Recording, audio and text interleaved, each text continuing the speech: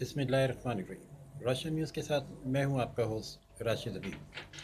آج ہم بات کریں گے سپریم کورٹ میں زیر سماعت آنے والے مقدمے ریلوے خسارے کے حوالے سے، جس میں وفاقی وزیر ریلوے شیخ رشید احمد اور وزیر پلاننگ اسد عمر پیش ہوئے۔ آج سپریم کورٹ نے وزیر ریلوے کو ہدایت کی ہے کہ وہ 3 ماہ کے اندر اندر کراچی میں سرکولر ریلوے چلا دیں، اور انہوں نے یہ بھی ہدایت کی کہ یہ کام وفاق جو ہے وہ اپنے زیر انتظام لے اور وفاق ہی صوبے میں سرکولر ریلوے بھی چلائے۔ ہمارے ساتھ موجود ہیں لیو ٹی وی کے صحافی جہاں زیب۔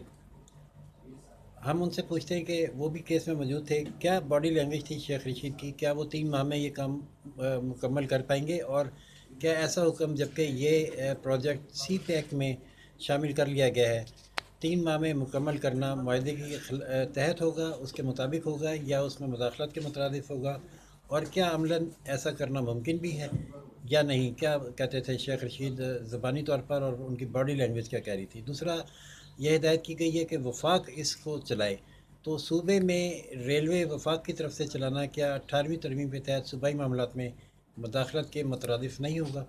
ہم اس حوالے سے خیالات معلوم کریں گے ہمارے ساتھی جہاں زیب عباسی سے۔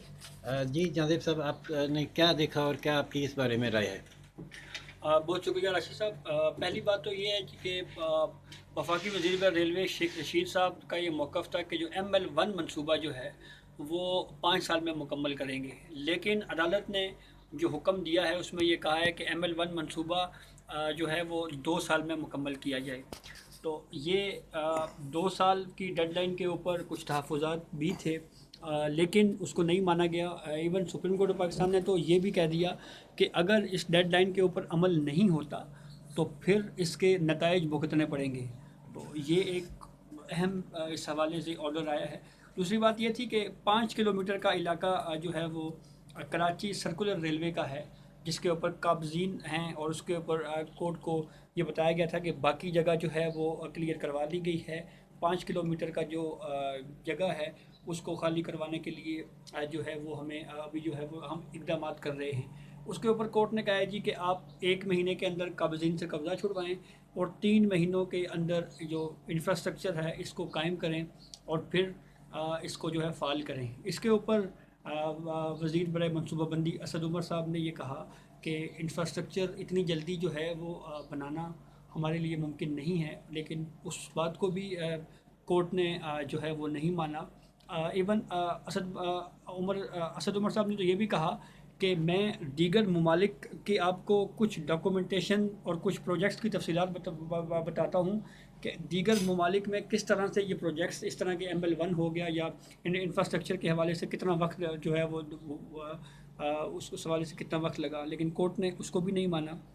اب دیکھنا یہ ہے کہ کیا اس مقررہ ڈیڈ لائن کے اوپر حکومت یہ اس پروجیکٹ کو مکمل کر پاتی ہے یا نہیں، کیونکہ جو آرڈر ہے، اگر ہم حکم نامہ دیکھیں تو حکم نامے میں تو یہ واضح کیا گیا ہے کہ اگر 2 سال کی ڈیڈ لائن میں اگر یہ منصوبہ ML1 مکمل نہیں ہوتا تو پھر سنگین 2 سال یا نتائج۔ 2 ماہ؟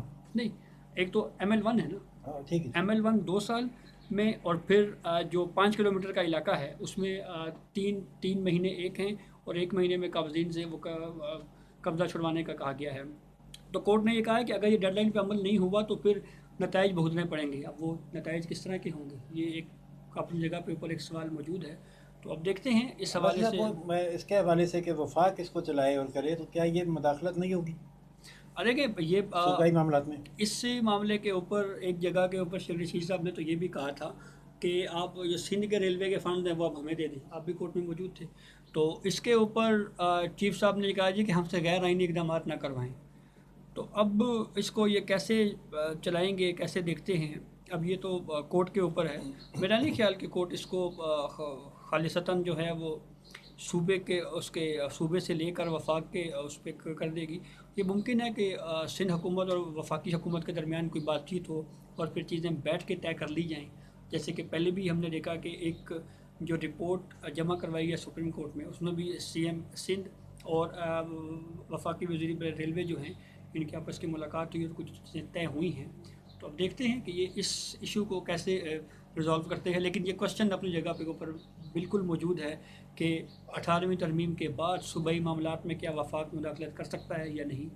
اس کو بھی دیکھتے ہیں, کسی نہ کسی فورم کے اوپر جو ہے لو ہے اس سوال کو ضرور اٹھایا جائے گا. جی, اور وزارت ریلوے کے حکام کا بھی یہ کہنا ہے کہ لاہور میں بھی ایک ریلوے چلنے والی ہے جس کو اورنج لائن ٹرین کہا جا رہا ہے, اور وہ صرف اور صرف صوبہ ہی اس کو آپریٹ کر رہا ہے اور چلا رہا ہے. اس میں مداخلت نے صوبے وفاق نے کوئی مداخلت نہیں کی.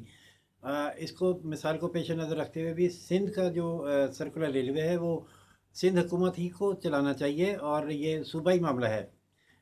لیکن چیف جسٹس کیوں بدید ہیں کہ وفاق اس پہ چلائے, اور ان کا سندھ حکومت پر اس قدر عدم اعتماد کہ اگر ان کو دے دیا تو وہ کچھ نہیں کر پائیں گے. اس کی کوئی وجہ بھی انہوں نے بیان نہیں کی, سیدھا سیدھا صرف عدم اعتماد کا اظہار کر دیا. اور ساتھ ہی وہ یہ بھی کہہ رہے ہیں کہ کوئی ایسا کام نہ کریں جو غیر آئینی ہو.